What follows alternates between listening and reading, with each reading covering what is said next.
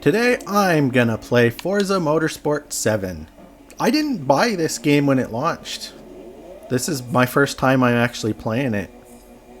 Because every other Forza I would get a review copy, or then Forza Horizon 4 was on Game Pass. I didn't get a copy of Forza 7, so I just didn't play it. Until now. It seemed like a good time because I got an Xbox One X and I figured it would look amazing. It does. This probably wasn't a good race to start off with. Oh, you son of a... Normally I don't rewind, but I got wrecked and it wasn't my fault. So that... Oh crap. Oh jeez. Oh no. That's fine. Normally I don't rewind in these games, but I got screwed over, so I don't feel bad about it. But playing this game, I'm barely started into the career. But playing this game was really kind of crazy because it feels so freaking good. Just immediately, as soon as you start racing, it feels so good. Although you have to turn off all the stupid assists and stuff. Because it defaults to giving you a bazillion assists, and that's disgusting.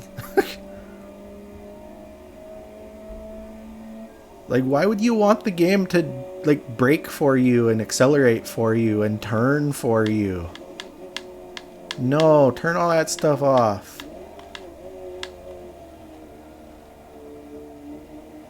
But it felt so good. And I've been playing a lot of other racing games lately.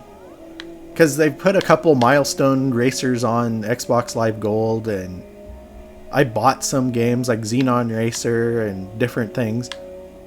And it's so crazy how much better Forza feels. Just immediately, as soon as you start playing, it's all like, oh, this is what racing games are supposed to feel like. All those other games feel like freaking crap.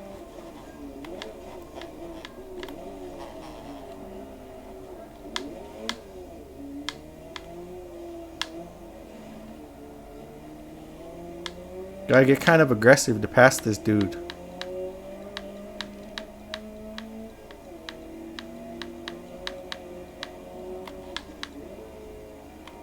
I'll just slide into the corner.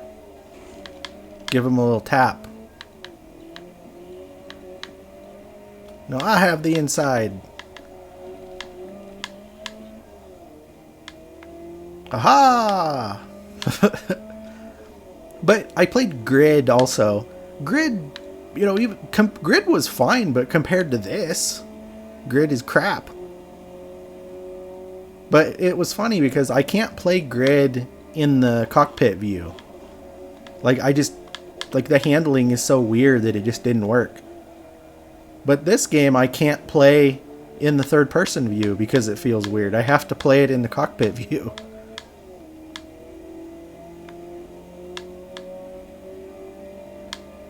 Normally I play every game that I can in the cockpit view just because it feels better to me.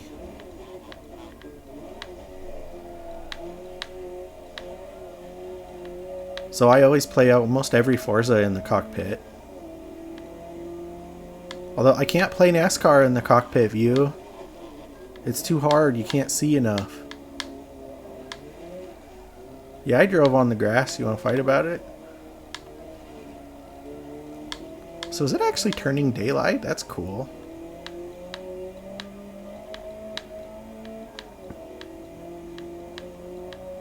But I didn't buy Forza 7 when it launched because I don't know. Well, I know why. I didn't have any money then.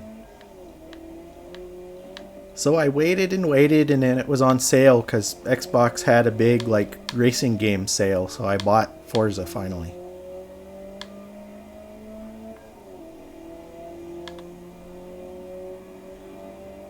And like I said, it feels just instantly, it feels so good.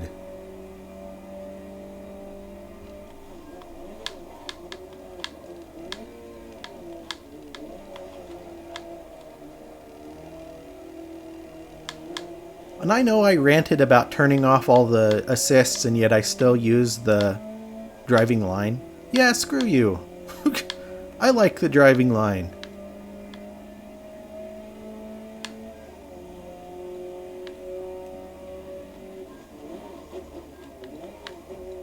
You still have to freaking execute even if you use the driving line, so whatever. I'm not gonna run a track 50 laps so I memorize everything so I can run without the line. What do I care? I don't have to impress anybody.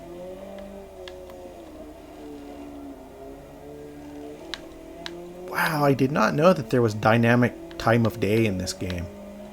That's awesome.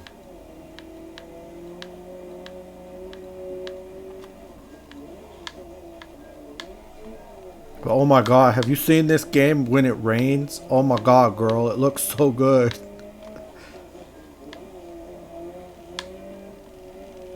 I'm driving like a crappy little hatchback. This is the Honda Civic. Because like I said, I'm super early in the career. We'll buy a different car and run a different series after this.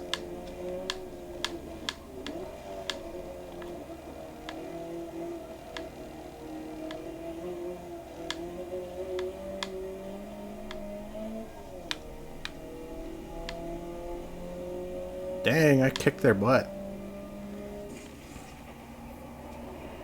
Is that an anime girl on my hood? Yes, yes it is.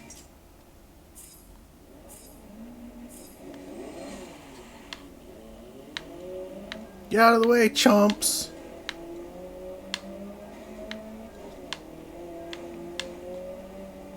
Don't try to run into my behind.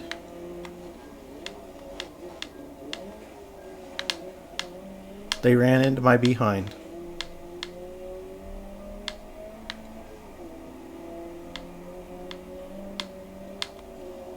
Oh, it just feels so good. That's always been Forza's best feature. The best thing about Forza is that it always straddles the line between being a sim and being an arcadey. And I like that, because I don't necessarily want a super strict simulation racer the way Gran Turismo tries to be. Forza gives you the options so that it can be as much of a sim or as much of an arcadey experience as you want. And I love that. Because I like driving real cars on real tracks, but I don't want to have to worry about freaking spinning out because I can't use anti-lock brakes and my car locks up and spins out and stupid crap like that. I like just being able to drive and have fun. And I don't get all caught up and worried about how realistic it is.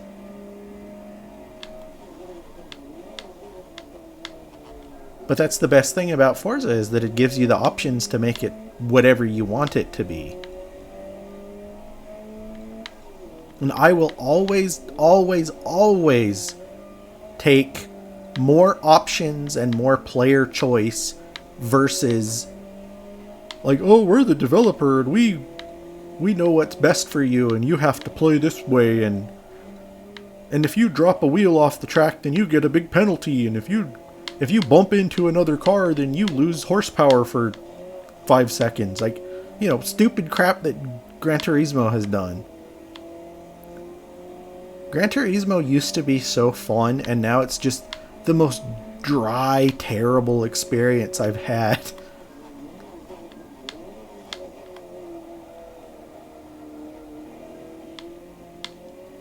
I haven't played Gran Turismo Sport. It's only $20. Maybe I should.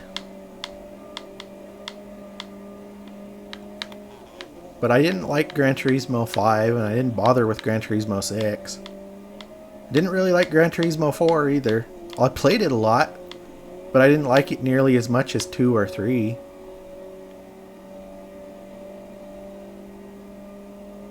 I still think Gran Turismo 2 is the best one. Because it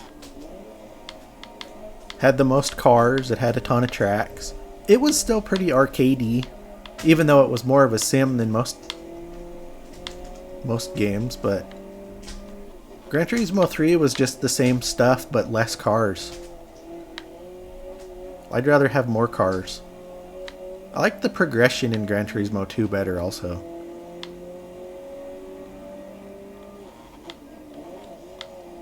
That's one interesting thing about Forza is that I remember the first couple games you always had to start off, you started off in a D class or crappy car and you had to work your way up to the good stuff. But Forza 5, 6, 7, they basically give you the good stuff right away if you want to. It's like, oh, you want to race supercars? Whatever. I appreciate that they let you, but at the same time, I kind of like when there's some progression. That's kind of why I started off with these, hatchbacks, C-class hatchbacks, because I was just like, well, I want to start small and work my way up. Ooh, wow, did you see the wacky waving arm inflatable tube man?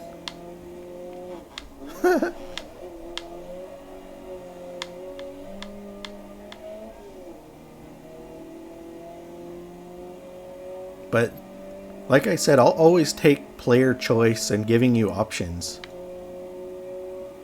Rather than, this is a realistic simulation and either you learn to play it or you F off. The way Gran Turismo does. The way like Project Cars does. I hate Project Cars. They gave away Project Cars 2 for free on Xbox Live Games with Gold and I didn't even download it. They sent me a review copy of it and I didn't review it. I played it for half a race and was all like, I hate this. Then I sold it. Because Project Cars 1 sucks too. Slightly Mad Studios is one of the worst racing game studios I've ever had the misfortune of playing their games. Yet they keep making more and more of them and I don't know why. They're terrible.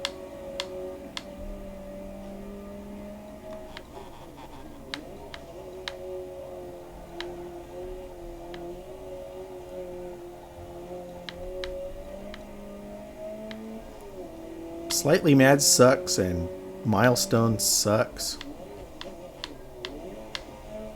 Milestone is another one that just keeps pumping out games and I don't know why. Who the hell buys them? Honestly, Codemasters isn't as good as they used to be. I know people like Dirt Rally, but I don't like those. And the other Codemasters games always feel weird to me. Especially compared to Forza. But I'm really talking crap, aren't I?